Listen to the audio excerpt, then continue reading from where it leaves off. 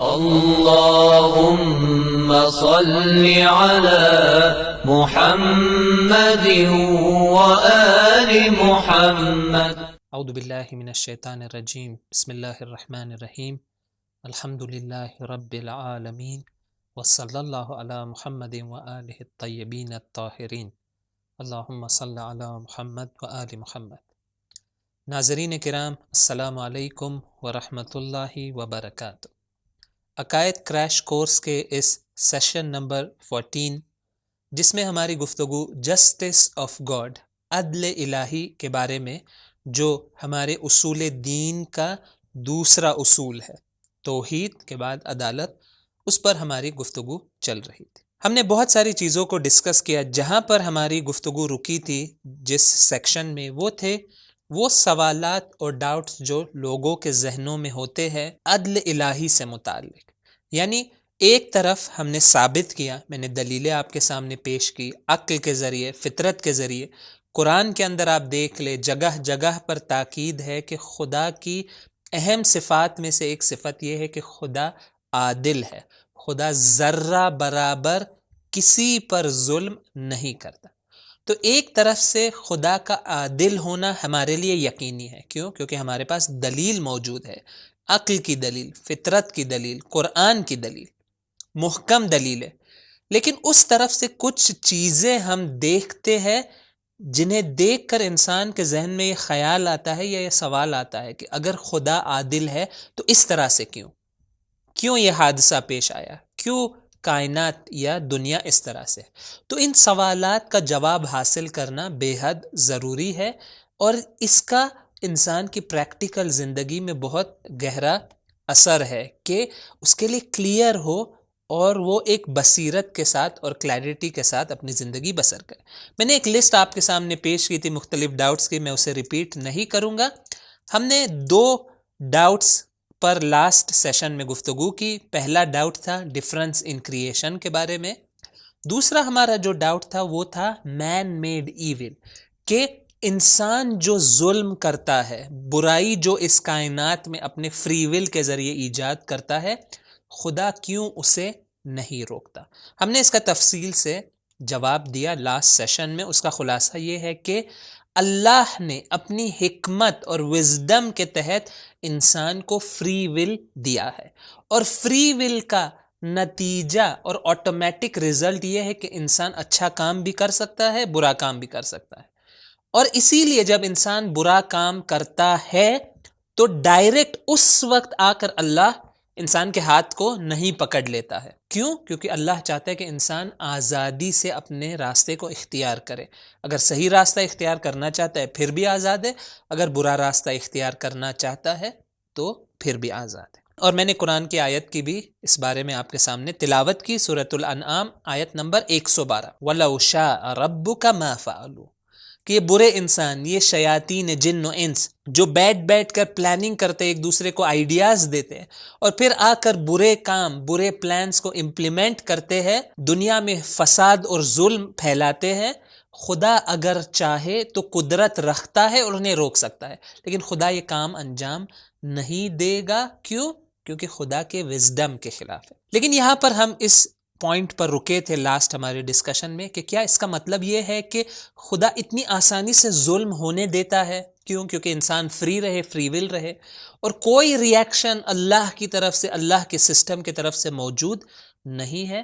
اس کا جواب یہ ہے کہ ہرگز اس طرح سے نہیں ہے. اللہ سبحانہ و تعالیٰ کی ذات ظلم کے نسبت بہت ہی سینسٹیو ہے، اور اس کا لازمہ یہ ہے، اور میں خاص آپ کی توجہ چاہتا ہوں اس یہ جو ڈسکشن ہے ابھی جہاں پر ہم پہنچے ہیں، اور وہ یہ ہے کہ دیکھیں، ظلم کرنے سے پہلے انسان کچھ مرحلوں سے گزرتا ہے. پھر ایک ٹائم آتا ہے کہ خود انسان وہ ظلم انجام دیتا ہے، وہ ایکچول ایکشن جو ظلم ہے، اور پھر اس کے بعد کا ایک مرحلہ شروع ہوتا ہے جو ظلم کے بعد کا وقت. میں یہاں پہ یہ کہنا چاہ رہا ہوں کہ ایکچول ظلم سے پہلے بھی خدا بہت سارے کام انجام دیتا ہے ظلم کو روکنے کے لیے، اور ایکچول ظلم کے بعد بھی خدا بہت سارے کام انجام دیتا ہے. تو کون سے وہ کام ہے جو خدا ظلم ہونے سے پہلے انجام دیتا ہے؟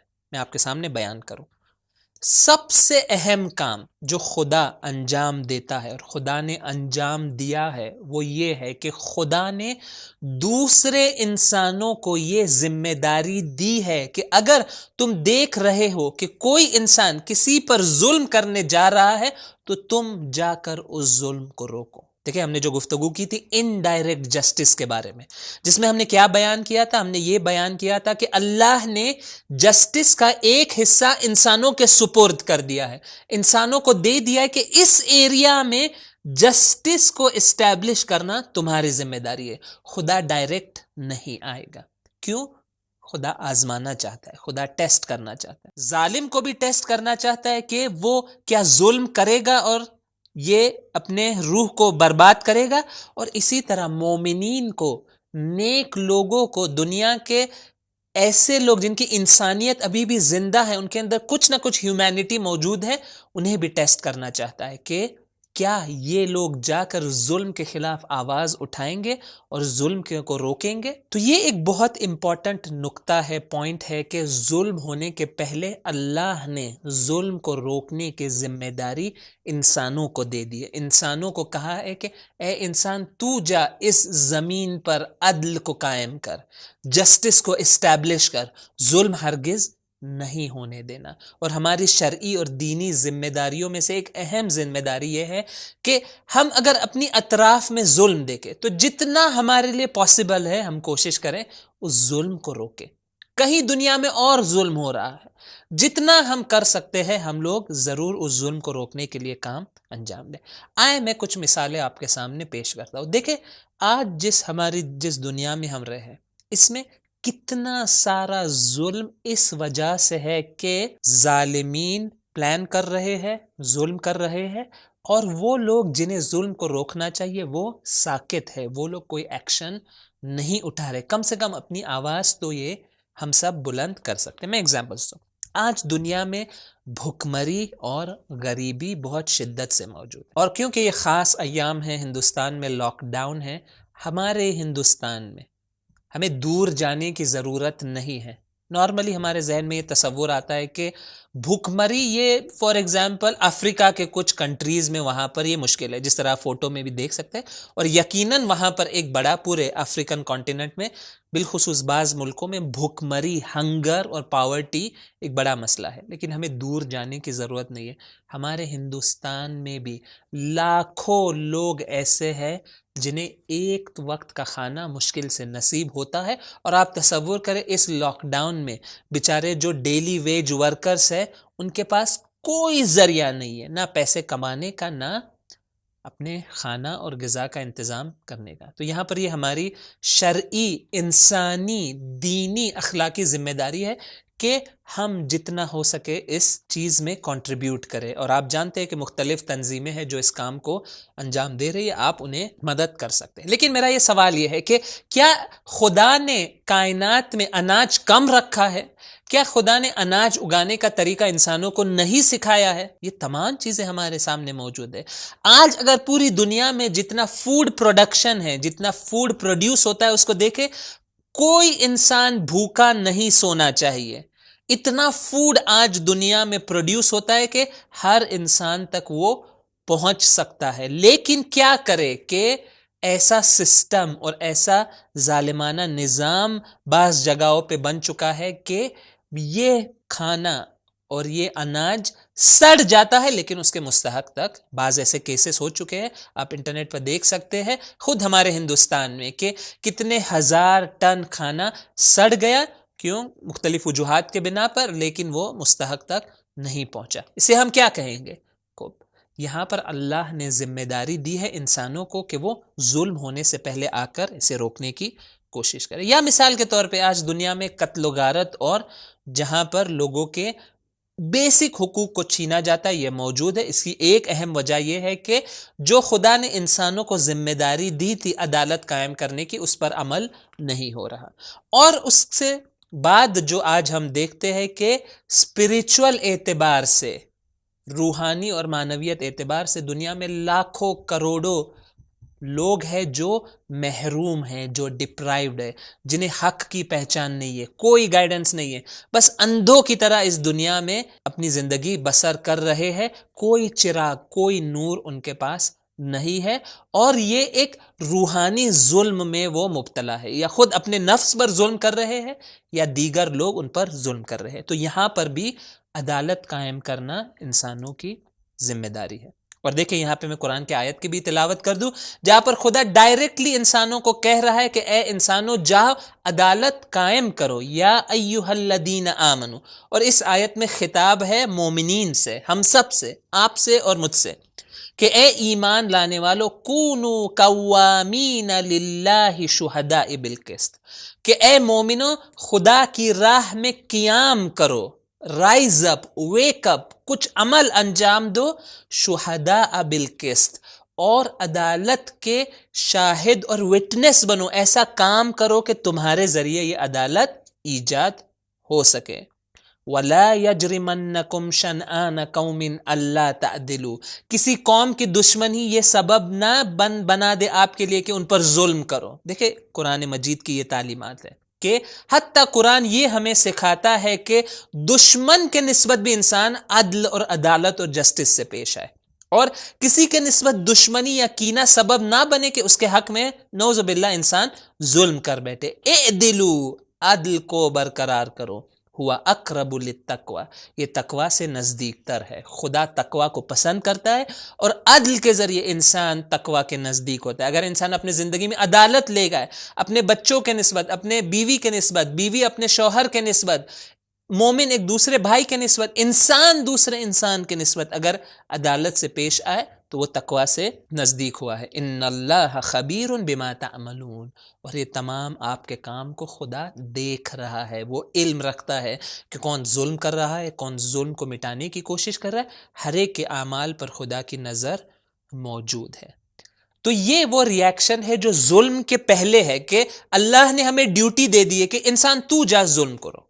دوسری چیز جو موجود ہے جو اللہ انجام دیتا ہے ظلم سے پہلے، وہ یہ ہے کہ انڈائریکٹ ذریعوں کے مدد سے ظالم کو اللہ گائیڈ کرنے کی کوشش کرتا ہے، اس تک یہ میسج پہنچاتا ہے کہ یہ کام تو انجام نہ دے۔ اسے فورس اللہ نہیں کرے گا، لیکن خدا کے پاس ایسے ذریعے اور ایسے سسٹمز موجود ہے کہ ظلم کے پہلے اسے ایک خدا وارننگ کے طور پہ دے دیتا ہے کہ دیکھ ابھی بھی چانس ہے، رک جا۔ اور مجھے یقین ہے کہ آپ سب نے اس چیز کو اپنی زندگی میں اسے ایکسپیرینس کیا ہوگا، اور ہوتا ہے انسان کے ساتھ کہ کبھی کبھی انسان ایک کوئی غلط کام کے طرف نکل جاتا ہے جس کے اندر فار ایگزامپل ظلم کا پہلو ہو، اپنے نفس پر ظلم، دیگر انسان پر ظلم کے پہلے خدا ایک کسی اننون طریقے کے ذریعے ہم تک یہ میسج پہنچاتا ہے۔ ایک کوئی بات انسان کے ذہن میں آ جاتی ہے، اس کی فطرت بیدار ہو جاتی ہے، کوئی قرآن کی آیت سامنے آ جاتی ہے، کسی عالم کا قول، کسی معصومین کی روایات، کچھ ہوتا ہے کہ اسے یہ میسج مل جاتا ہے کہ what you are doing is wrong، تم یہ جو کرنے جا رہے ہو یہ غلط ہے۔ یہ کیا ہے؟ یہ ہدایت الہی ہے ظلم سے پہلے۔ خدا یہ کام بھی انجام دیتا ہے کہ انسان کو ہدایت کرنے کی، اسے فورس نہیں کرے گا، ظلم کے پہلے تک کوشش کرے گا کہ اس کو گائیڈ کرے، لیکن اگر گائیڈنس کے باوجود بھی انسان ارادہ کر لے، ظلم کر لے، تو ڈائریکٹ خدا آ کر اسے نہیں روکے گا۔ کیوں؟ اللہ کی حکمت کا یہ تقاضا۔ اور جب ظلم ہو جاتا ہے تو ظلم کے بعد خداوند متعال کی ذات بھی اور اس کا سسٹم ریاکٹ کرتا ہے۔ دیکھیں بہت آسان نہیں ہے، خدا ظلم کو بہت ہی سیریسلی لیتا ہے، ظلم کے پہلے اسے روکنے کی کوشش کرتا ہے، لیکن اگر انسان تمام ان بیریئرز کو کراس کرے اور جائے ظلم کر بیٹھے تو ظلم کرتے وقت اللہ نہیں روکے گا، لیکن ظلم کے بعد کچھ اثرات ہوں گے۔ اس ظلم کے مقابلے میں اللہ کے طرف سے جو ریاکشن آئے گا، پہلا اس کا ریاکشن ہے اس دنیا میں پرسنل لیول پہ۔ کیا ہوگا کہ جیسے ہی ظالم انسان کسی دوسرے پر ظلم کرتا ہے، وہ اس نے اپنی روح کو برباد کر دی۔ یعنی ظالم یہ نہ سمجھے کہ مظلوم سے کوئی چیز چھین کر وہ سکسیسفل اور کامیاب ہو گیا، نا، ظلم جیسے ہی اس نے کیا وہ برباد ہو گیا، وہ انسکسیسفل ہو گیا۔ قرآن کی آیت وَمَا ظَلَمُونَا وَلَكِنْ كَانُوا أَنفُسَهُمْ يَظْلِمُونَ. وہ لوگ جو ظلم کرتے ہیں ان کا تصور یہ ہے کہ ظلم کے ذریعے انہوں نے خدا پر نعوذ باللہ ظلم کیا ہے. خدا پر ظلم کرنا، خدا کے حق کو چھیننا ممکن نہیں ہے. یہ لوگ جو ظلم کرتے ہیں وما ظلمونا، انہوں نے ہم پر ظلم نہیں کیا. حقیقت کیا ہے ان کے عمل کی؟ ولیکن کانوا انفسہم یظلمون، انہوں نے اپنے نفس پر ظلم کیا ہے، اپنے نفس کو برباد کر دیا، گناہوں میں ڈبو دیا، مستحق عذاب بنا دیا اپنے نفس کو. اس سے بڑا ظلم کیا ہو سکتا ہے کہ انسان اپنے ہاتھوں سے اپنے آپ کو جہنم لے جائے؟ یہ ظلم ہے اپنے نفس پر. تو پہلا ری ایکشن یہ ہوتا ہے کہ انسان کی روح برباد ہو جاتی ہے اگر انسان کسی پر ظلم کرے. یہ اللہ کا ری ایکشن ہے ظلم کے بعد. ہاں، اگر اس کے بعد انسان توبہ کر لے تو وہ جو اثر ہے انسان کی روح پر، خدا اسے کینسل اور اسے کلیئر بھی کر سکتا ہے. لیکن جب تک توبہ نہ ہو وہ اثر باقی رہتا ہے انسان کی روح کے. سوشل اس کا ری ایکشن ہے، اور وہ یہ ہے کہ اگر ایک گروپ، ایک کوئی قوم شروع کرے ظلم کرنا دوسروں پر، تو خدا ایسے لوگوں کو بھیجتا ہے جو آ کر ظلم کا مقابلہ کرتے. یہ خدا کا نظام ہے. وَلَوْلَا دَفْعُ اللَّهِ النَّاسَ بَعْضَهُمْ بِبَعْضٍ، اگر خدا کا یہ سسٹم نہ ہوتا کہ خدا بعض انسانوں کے ذریعے بعض دیگر انسانوں کو سٹاپ کرے، ان کے آپریشن کو کنٹرول کرے، کیا ہو جاتا؟ لَفَسَدَتِ الْأَرْض، اس دنیا فساد سے بھر جاتی. یہ ظالمین پوری دنیا کو نابود کر دیتے، لیکن یہ ممکن نہیں ہے. کیوں؟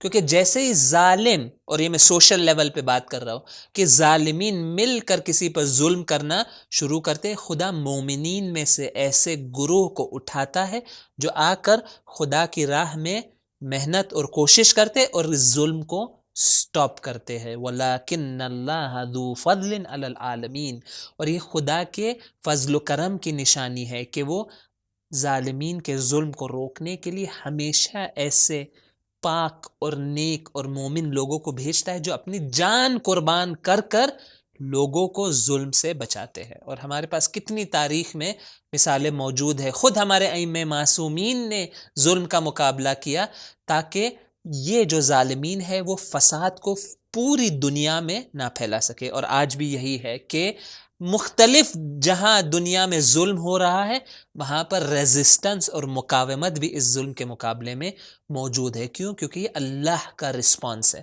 خدا آسانی سے ظلم کو آگے نہیں بڑھنے دیتا. البتہ یہاں پر مومنین کا بھی ایک اہم رول یہاں پر موجود ہے. اور سب سے کامل اثر ظلم کا انسان آخرت میں دیکھتا ہے کہ وہاں پر کیا ہوگا.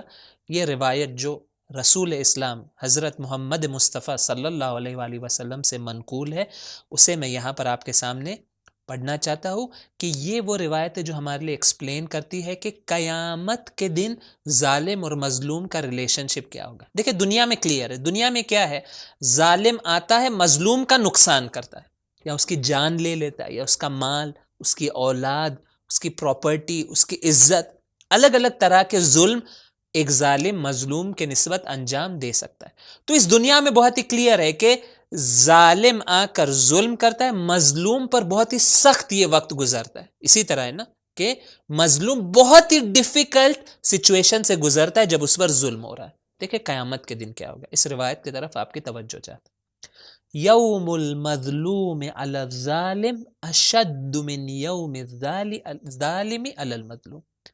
رسول گرامی اسلام فرماتے ہیں کہ وہ دن جب اللہ مظلوم کو ظالم کے اوپر غلبہ دے گا، یعنی قیامت میں، یعنی قیامت کے دن مظلوم اوپر ہوگا، ظالم نیچے ہوگا، ظالم ذلیل ہوگا، مظلوم باعزت ہوگا.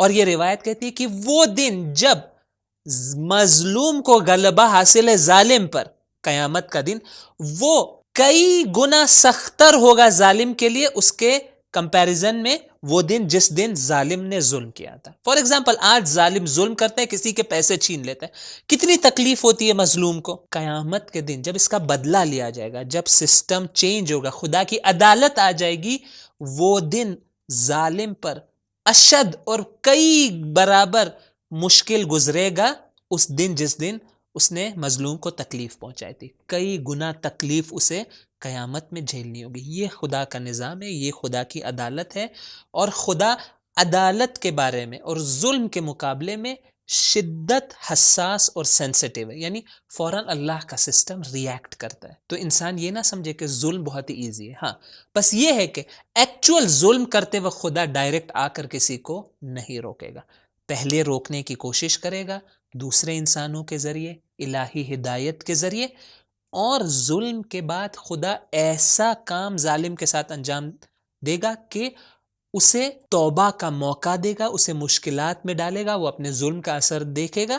اگر وہ توبہ کرے، اصلاح کرے تو اس سے کیا بہتر، اور اگر وہ ظلم کے راستے پر کنٹینیوسلی چلتا رہے تو قیامت کے دن اس سے یہ جو برا کام اس نے انجام دیا ہے اس کی سزا اسے ضرور ملے گی. تو یہ ہمارا رہا کمپلیٹ آنسر اس کویشچن کا. بہت ہی امپورٹنٹ یہ پوائنٹس ہے کہ خدا کی عدالت کا نظام جب انسان دوسرے انسان پر ظلم کرتے ہیں تو وہ کس طرح سے فنکشن کرتا ہے. تو انشاءاللہ امید ہے کہ یہ بہت سارے آپ کے ڈاؤٹس کو اس نے کلیئر کیا ہوگا.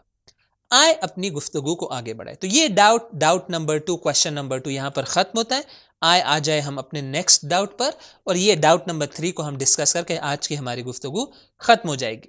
تیسرا سوال کیا ہے عدل الہی سے متعلق؟ وہ یہ ہے کہ اگر خدا عادل ہے تو نیچرل کیلامیٹیز اور ڈیفیکٹس کیوں موجود ہیں؟ طبعی حوادث جو ہوتے ہیں جس میں بہت زیادہ نقصان ہوتا ہے، فار ایگزامپل زلزلہ آتا ہے، کتنے ہمارے اس دنیا میں ارتھکویکس آتے ہیں، اور جب اگر ایک ارتھکویک شدید آئے تو ایسے ہمارے پاس ارتھکویکس رہ چکے جہاں پر چند ہزار لوگ ایک ہی دن میں مارے گئے، لاکھوں لوگوں کا نقصان ہوا، ان کے گھر برباد ہو گئے. یا سیل آتی ہے، باڑھ آتی ہے، فلڈز، ہزاروں لوگ اس میں ان کا نقصان ہوتا ہے، کتنے لوگ مر جاتے ہیں. یا اس طرح سے جو دوسری چیزیں ہمارے پاس موجود ہے جس میں یہ چیزیں موجود ہیں، مثلا آپ دیکھ سکتے ہیں اسکرین پر کچھ مثالیں آپ کے سامنے، ارتھکویک ہے، ہیوی رین سے اتنے لوگ اس میں، دیکھیں آپ یہ تصویر میں دیکھ سکتے ہیں بیچارے یہ 2 لوگ اپنے گھر کے اوپر دیکھ رہے کہ کیسے ان کا گھر برباد ہو رہا ہے.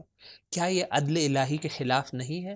میں سوال پیش کر رہا ہوں، یہ سوال کسی انسان کے ذہن میں آ سکتا ہے، اور اس سوال کا آنا کوئی بری بات نہیں ہے. ہاں اہم یہ کہ ہم اس کا صحیح جواب تلاش کرے، اور صحیح جواب یہ ہے کہ خدا یقیناً عادل ہے. ہمیں اس ایونٹ کو سمجھنے کی ضرورت ہے. خدا کی عدالت میں کوئی شک نہیں ہے، عقل نے ثابت کیا ہے، فطرت نے کہا ہے، قرآن نے کہا ہے، تو کوئی شک نہیں. بس ہمیں اس کو کلیریفائی کرنا ہوگا کہ خدا عادل ہے یقینی طور پر، لیکن پھر ان چیزوں کا کیا میننگ ہے ہمیں انہیں انڈرسٹینڈ کرنی. یا فار ایگزامپل جو مثال دی جاتی ہے کہ سنیکس پوائزن، کیا یہ بری چیز نہیں ہے؟ کیا یہ ایویل نہیں ہے؟ آپ جانتے کتنے ہزار لوگ ہر سال سنیک کے پوائزن، سانپ کے زہر سے پوری دنیا میں مرتے ہیں. آپ جائیں انٹرنیٹ پہ سرچ کریں اور آپ کو سٹیٹسٹکس وہاں پر مل جائیں گے. تو کیا یہ بری چیز نہیں ہے؟ اتنے انسانوں کا مرنا، اتنے فیملیز کا اپنے عزیزوں کو اپنے ہاتھ سے دینا، کتنی مشکلات، کتنے بچوں کا یتیم ہونا earthquake, heavy rain, snakes poison کے ذریعے. اور یہاں پر دیکھیں یہ کوئی انسانوں نے بنائی ہوئی چیز نہیں ہے، یہ خدا کا سسٹم ہے. خدا کا سسٹم اس طرح سے کہ اس زمین پر آپ جانتے ہیں کہ ٹیکٹونک پلیٹس موجود ہے، یہ جو پورے الگ الگ جو کانٹیننٹس ہیں اس کے درمیان یہ در حقیقت فلوٹنگ پلیٹس ہیں، اور ان کے درمیان جب فرکشن اور موومنٹ ہوتا ہے اور الگ الگ طریقے کے ان کے ریلیشن شپ ہوتے ہیں، تو جب یہ موو ہوتا ہے تو ایک ارتھکویک آتا ہے. یہ اللہ کا بنایا ہوا سسٹم ہے. یہ جو بارش کا پورا نظام ہے کہ زیادہ بارش، کم بارش، بادلوں کا بننا، ہواؤں کا چلنا، یہ خدا کا بنایا ہوا نظام ہے. سنیک جو ہے یہ خدا کی مخلوق ہے. تو یہاں پر انسانوں نے کوئی ظلم انجام نہیں دیا ہے، خدا کا سسٹم ایسے ہے کہ یہاں پر یہ تمام چیزیں انجام پا رہی ہے. تو کیا یہ برا نہیں ہے؟ کیا یہ برائی اس کائنات میں نہیں ہے؟ یہ برائی اگر ہے تو یہ کیسے خدا کی طرف سے یہ برائی آ سکتی ہے؟ تو آئے اس سوال کا جواب حاصل کرنے کی کوشش کرے. لیکن یہ وہ سوال ہے جس کے آنسر میں آپ کی پوری توجہ چاہتا ہوں. کیوں؟ کیونکہ اس سوال کے جواب کو پوری طرح سمجھنے کے لیے، دیکھیں سوال بہت بار سمپل ہوتا ہے، آپ ایک سینٹنس میں سوال کہہ دیں گے، لیکن جواب کو ایکسپلین کرنے ٹائم لگتا ہے. کیوں؟ کیونکہ وہ سوال کے جو مختلف جوانب اور ایسپیکٹس ہیں اس کو ہمیں دیکھنا ہوگا. ایک لائن سوال کا جواب ہمیشہ ایک لائن نہیں ہوتا. تو یہ وہ سوال ہے جس کا جواب میں 6 یا 7 پوائنٹس کو بیان کر کے آپ کے سامنے پیش کرنا چاہتا ہوں. دیکھیں یہ پزل کی طرح ہے, یہ 6 چیزیں میں آپ کے سامنے بیان کر رہا ہوں, انہیں آپ ساتھ میں لا کر ایک ساتھ رکھیں, اس سوال کا جواب کلیئر ہو جائے گا. تو آئے ایک ایک کر کے آگے بڑھتے ہیں. پہلا جو سٹیپ ہے وہ یہ ہے کہ میں آپ سے سوال کرنا چاہوں گا کہ یہ جو چیزیں جو میں نے بیان کی, اس میں اور بھی چیزیں آپ اضافہ کر سکتے ہیں. فار ایگزامپل نیچرل ڈیفیکٹس, کچھ لوگ پیدائشی طور پر اندھے ہوتے ہیں, کوئی محروم ہے, ہم نہیں جانتے, اگر کسی انسان کی بینائی چھن جائے, آئی سائٹ چھن جائے, تو اس کی زندگی میں اس کو بہت مشکلات کا سامنا کرنا پڑتا ہے. کیا یہ برائی نہیں ہے؟ کیا یہ ایول نہیں ہے؟ جسٹس آف گاڈ سے اسے کیسے ہم اسے سمجھ سکتے ہیں؟ تو میں جو پہلا سٹیپ اور پہلا سوال آپ سے کرنا چاہوں گا وہ یہ ہے کہ کیا یہ جو تمام چیزیں ہیں یہ ایبسلیوٹ ایول ہے, اس کے اندر کوئی اچھائی موجود نہیں ہے؟ کیا اس طرح سے ہے؟ کیا جب میں اگزامپل آپ کو دیتا ہوں, کیا یہ جو ارتھ کویک جب آتا ہے, جب ٹیکٹونک پلیٹس موو ہوتی ہے, تو آپ جا سکتے ہیں فزکس اور جو جیولوجی کا ٹاپک ہے وہاں پر ڈسکس ہو چکا ہے کہ ارتھ کویکس کے آنے سے جو پریشر ہے, جو مولٹن لاوا ارتھ کے اندر موجود ہے, جس سے جو یہ پلیٹس کے اوپر پریشر بنتا ہے وہ ریلیز ہوتا ہے. اور اگر یہ ارتھ کویکس نہ ہو تو ممکن ہے یہ پورے دنیا کا نظام نابود و برہم ہو جائے اور ایکسپلوژن پورا ہمارے ارتھ پہ ایجاد ہو جائے. تو دیکھیں ہم سیلفش نہ ہو, یہاں پہ میں نے اسکرین پر لکھا ہے ڈونٹ بی سو سیلفش. کیوں؟ کیونکہ یہ ہے کہ میں دیکھتا ہوں کہ اس چیز سے میرا نقصان ہوا, یہ بہت بری چیز ہے, اس میں کوئی اچھا ہی نہیں ہے نا. آپ اس طرح سے نہ دیکھیں. جب کسی بھی چیز کے بارے میں آپ ججمنٹ کرنا چاہتے ہیں تو اس کو اوور آل دیکھیں. ہاں ٹھیک ہے, ممکن ہے ایک چیز میرے لیے بری ہے لیکن ممکن ہے دوسرے چیزوں کے لیے ضروری ہے. میں اگزامپل دے دوں, ہیوی رینز, ممکن ہے ہیوی رینز میرے لیے برا تھا. کیوں؟ کیونکہ میرا گھر ایسی جگہ پر تھا جہاں ہیوی رینز کی وجہ سے باڑھ آ گئی اور میرا گھر برباد ہو گیا. میرے لیے برا ہے, اس میں کوئی شک نہیں ہے, یہ ایویل ہے. لیکن کیا یہ ہیوی رینز کا کسی کو کوئی فائدہ نہیں ہے؟ کیا ایسی جگہ پہ ہیوی رینز آئے جہاں پر فار ایگزامپل رائس کا کلٹیویشن ہو, چاول اگائے, تو بہتر ہے. جو وہاں پر کھیتی باڑی کر رہے وہ تو خوش ہوں گے. کیوں؟ کیونکہ اچھی بارش ہوئی ہے جس کے نتیجے میں اب اچھی فصل اگے گی. یا فرض کرے وہاں پر قحطی کا مسئلہ تھا, پانی کم تھا, اچھی بارش ہوئی, وہاں پہ ڈیم بھر گئے, لوگوں کے پانی کا پینے کا مسئلہ حل ہو گیا.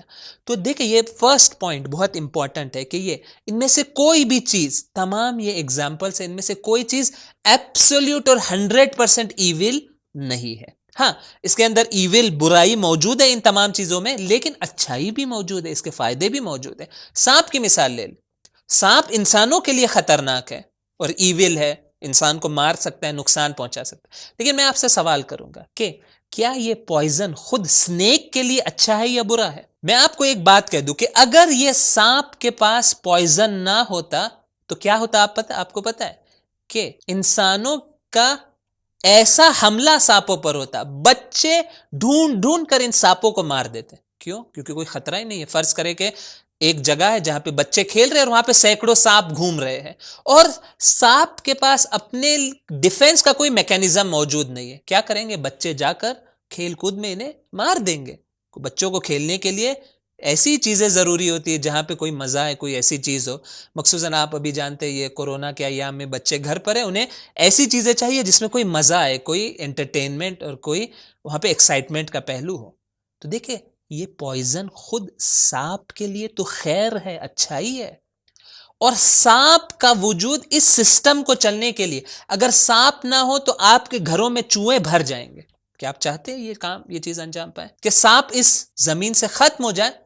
چوہوں کو, مائس کو کون کنٹرول میں کرے گا؟ دیکھیں یہ خدا کا سسٹم ہے, ہر چیز کو خدا نے اپنی جگہ پہ رکھا ہے. ہاں میں اس بات کا انکار نہیں کر رہا ہوں کہ سانپ بعض انسانوں کے لیے ایول ہے. تو یہ میرا فرسٹ پوائنٹ ہے, اور وہ یہ ہے کہ یہ تمام جو ایگزامپلس آپ کے سامنے میں نے پیش کیے ہیں یہ ریلیٹیو ایول ہے, ایبسلیوٹ ایول نہیں ہے.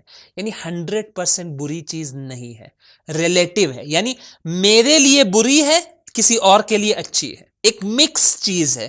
کچھ حصہ اس کا برا اور ایول ہے, نقصان ہے, کچھ حصہ اس کا ہے وہ ہے جو اچھا ہے. لیکن آپ کے ذہن میں یہ سوال آئے کہ کیوں خدا نے ایسا سسٹم بنایا ہے کہ جس میں یہ ریلیٹیو ایول بھی موجود ہے؟ کیا خدا ایسا کام نہیں کر سکتا تھا, ایسا سسٹم نہیں بنا سکتا تھا جس کے اندر کوئی برائی, ایول, ظلم اور اس طرح کا نقصان موجود نہ ہو؟ یعنی 100% صرف گڈ موجود ہو. سوال ہے کہ کیا خدا کے پاس قدرت و طاقت نہیں ہے کہ وہ اس طرح کا ایک سسٹم اور عالم بنائے کہ جس کے اندر کوئی ایویل موجود نہ ہو، کوئی برائی موجود نہ ہو، سب چیز پرفیکٹ ہو؟ تو یہ ایک بہت اہم سوال ہے ہمارے سامنے کہ کیوں یہ ریلیٹیو ایویل، یعنی مکس والا ایویل، اچھائی بھی برائی بھی مکس، 100% برائی اس کائنات میں موجود نہیں ہے۔ آپ ایک چیز مجھے لا کر دکھائے اس کائنات نے جو خدا نے بنائی ہے جو 100% مضر، نقصان دہ یا ڈینجرس یا اس کا ایسی چیز کا کوئی فائدہ نہیں ہے، ایسی چیز آپ نہیں لا سکتے۔ ہر چیز ہے، اس کے فائدے بھی ہے اور ممکن ہے کچھ نقصانات بھی ہوں، لیکن سوال یہ ہے کہ کیوں اس طرح سے؟ اس کا جواب یہ ہے کہ یہ جو مٹیریل ورلڈ خدا نے بنایا، دیکھیں یہ جو مادی مٹیریل دنیا ہے اس کا بنانا ضروری تھا۔ کیوں؟ کیونکہ خدا چاہتا تھا کہ اس مادی دنیا میں انسان کو بھیجے اور انسان کا امتحان لے، اور اس مادی دنیا میں امتحان اور ٹیسٹ کے ذریعے اسے کمال تک پہنچے۔ تو انسان کے کمال تک پہنچنے کے لیے اس مٹیریل ورلڈ کا ہونا ضروری ہے، اور اس مٹیریل ورلڈ کی خصوصیت یہ ہے کہ یہ مٹیریل ورلڈ لمیٹڈ ہے، اس کے اندر محدودیت موجود ہے، اس کے اندر آپ ہر چیز فٹ نہیں کر سکتے۔ دیکھیں ہمارا جو مادی ورلڈ ہے اس میں ہر چیز کا ایک ٹائم اور ایک سپیس اور ایک جگہ ہوتی ہے۔ ایک مثال وہ یہ ہے کہ دیکھیں آپ کے پاس ایک گلاس ہے جس کے اندر آپ 300 ml پانی ڈال سکتے ہیں، ٹھیک ہے، 300 ml اس کی کیپیسٹی۔ میں آپ سے کہوں گا کہ نہ، اسی گلاس میں آپ 1 لیٹر پانی ڈالیں، کیا یہ ممکن ہے؟ ہرگز ممکن۔ کیا یہ میں کہہ سکتا ہوں کہ آپ کے اندر قدرت موجود نہیں ہے، آپ یہ کام نہیں کر سکتے؟ آپ کہیں گے کہ میں 1 لیٹر کیا 100 لیٹر پانی ڈال سکتا ہوں، کیا کروں؟ یہ گلاس کی ظرفیت لمیٹڈ ہے، یہ گلاس کے اندر کیپیسٹی نہیں ہے۔ اسی طرح اس مادی دنیا میں خود لمیٹیشن موجود ہے۔ خدا ہر کمال یہاں دے سکتا ہے، ایبسولوٹلی پرفیکٹ اور بنا کسی برائی کی ایک چیز بنا سکتا ہے، لیکن کیا کرے، خود اس مادی دنیا میں لمیٹیشن موجود ہے۔ تو ایک لمیٹیشن جو اس مادی دنیا کا ہے وہ ہے اسپیس اور ٹائم کا، کہ ہر چیز کی ایک جگہ ہے، ایک کیپیسٹی ہے، اس سے بڑھ کر اس کے اندر آپ چیز فٹ نہیں کر سکتے۔ دوسری چیز جو موجود ہے ہمارے سامنے وہ ہے کہ ہر چیز اس مادی دنیا میں سلولی انجام پاتی ہے، آپ فاسٹ فارورڈ نہیں کر سکتے، ہر چیز کو وقت لگتا ہے۔